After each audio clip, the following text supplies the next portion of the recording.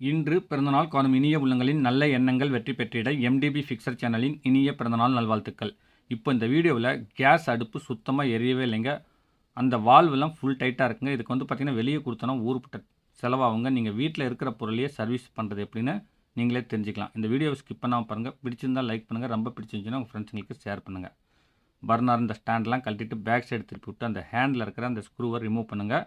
அது டைட்டாக இருந்துச்சுன்னா சீமெண்ணை ஊற போட்டு கொஞ்சம் தேங்காய் எண்ணெய் விட்டு அப்புறமே கழட்டுங்க. கழட்டி வச்சுட்டு அடுத்து இந்த 4 ஸ்க்ரூ ரிமூவ் பண்ணிங்கன்னா கேஸ் பைப் லைன் வந்துடுங்க அந்த வால்வோட. அதை தனியாக எடுத்து அதுக்கு அடுத்தது பார்த்திங்கன்னா அந்த வால்வை பார்த்திங்கன்னா மேல் பக்கமாக அந்த பட்டையாக இருக்கிறத திருப்பி விட்டு சென்டரில் ஒரு சின்ன ஒரு பித்தளை ஸ்க்ரூ இருக்குங்க. அதை ரிமூவ் பண்ணிங்கன்னா அந்த வால்வில் இருக்கிற நாசில்லாம் வெளியே வந்துடும். ஃபஸ்ட்டு ஸ்பிண்டில், அடுத்தது ஸ்ப்ரிங்கு, லைட்டாக டெஸ்டர் வச்சு நம்பினீங்கன்னா அந்த நாசில் வந்துடும். இந்த நாசில் இதெல்லாம் பார்த்திங்கன்னா ஒரு கிண்ணத்தில் போட்டு நல்லா சீமனையில் ஊற போடுங்க. அடுத்து அந்த வால்வு வழியாக நல்லா சீமனை விட்டு நல்லா அலசி எடுத்துக்கோங்க. இந்த சின்ன பின்னு விட்டு அந்த நாசிலை க்ளீன் பண்ணிக்கோங்க. அதாவது அந்த ஜெட்டை நல்லா தொடச்சி விட்டு அந்த நாசிலும் பார்த்திங்கன்னா பர்ஃபெக்டாக துடைக்குங்க. அதில் 2 ஹோல் இருக்கும். ஒன்று பார்த்திங்கன்னா பெருசாக இருக்கும், அது பின் கம்பியிலையும். இன்னொன்று பார்த்திங்கன்னா ஸ்டவ் பின்லேயும் க்ளீன் பண்ணுங்க.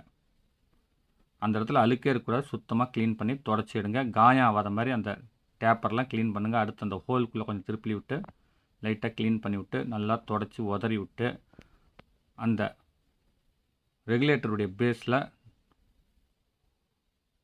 துணியை விட்டு நல்லா தொடச்சிக்குங்க. தொடச்சி விட்டு சீமனை கொஞ்சம் கூட இல்லாத அளவுக்கு நல்லா உதறிட்டு இதுக்குன்னே தனியாக அந்த ஸ்டவ் சர்வீஸ் கடையில் ஸ்பேர் பார்ட்ஸ் கடையில் க்ரீஸ் விற்குங்க. அந்த க்ரீஸ் வாங்கி மைல்டாக அப்ளை பண்ணுங்கள். ஃபுல்லாக அப்பிட்டு அடைச்சிட போகுது.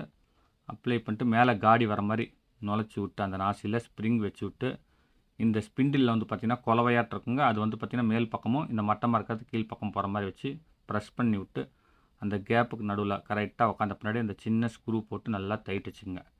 டைட் வச்சுட்டு அந்த ஸ்க்ரூ சுற்றி கொஞ்சம் க்ரீஸ் அப்ளை பண்ணிக்கோங்க. 1க்கு 4 தடவை திருப்பி பாருங்கள், ஃப்ரீயாக இருக்கும். உள்ளே அந்த கருப்பு க்ரீஸ் போடாமல் போட்டிங்கன்னா உங்களுக்கு வால்வு டைட்டாக பிடிக்குங்க. அதே மாதிரி பக்கத்தில் இருக்கிற வால்வையும் நீங்கள் க்ளீன் பண்ணிக்கோங்க. நல்லா க்ளீன் பண்ணிவிட்டு மீண்டும் க்ரீஸ் அப்ளை பண்ணிட்டு பழைய மாதிரியே ஏற்கனவே இந்த வால்வ் ஃபிட்டிங் பண்ண மாதிரியே பண்ணிவிட்டு நல்லா தொடச்சி விட்டு பம்பு ஓஸ் அதில் ஃபிக்ஸ் பண்ணி விட்டு நல்லா ப்ரெஸ் பண்ணுங்கள். ஓப்பன் பண்ணிவிட்டு அந்த எக்ஸ்ட்ரா க்ரீஸ் உள்ளே அப்ளை ஆகிருந்தாலோ அல்லது சீமன் இருந்தாலோ வெளியே வந்துடுங்க. இன்னொரு ஸ்டவ்வும் அதே மாதிரி எல்லாமே ரிமூவ் பண்ணி நீங்கள் பைப் லைனை மாற்றிக்கிறேங்க. ஏற்கனவே இது பார்த்ததுனால இது காமிக்கலைங்க. இப்போ இதே மாதிரி கழட்டி நீங்கள் க்ளீன் பண்ணி எடுத்துக்கலாம். இப்போ ஸ்டவ்வெல்லாம் நல்லா தொடச்சி விட்டு ஏற்கனவே இருந்த மாதிரி ஃபிக்ஸ் பண்ணுங்கள். ஃபிக்ஸ் பண்ணி விட்டு அந்த வால்வு கரெக்டாக சென்டராக அந்த ஹோலுக்கு நடுவில் வர மாதிரி வச்சு ஸ்க்ரூ பண்ணிக்கோங்க. ஸ்க்ரூ பண்ணிவிட்டு அதுக்கு அடுத்ததாக திருப்பி விட்டு இந்த பின்னூக்கி நுழையிற இடத்துல பார்த்திங்கன்னா பெரிய பர்னரும் பின் கம்பி, அதாவது இந்த ஸ்டவ் பின் நுழையிற இடத்துல சின்ன பர்னரும் மாட்டுங்க ஹேண்டு. மீண்டும் அந்த இடத்துல க்ரீஸ் இல்லைன்னா நீட்டாக அப்ளை பண்ணிவிட்டு அப்போ தான் உங்களுக்கு திருப்பறதுக்கு பிடிக்கிறதுக்கு ஈஸியாக இருக்குங்க. இப்போ மேலே ஸ்டாண்டு பர்னர்லாம் மாற்றிக்குங்க.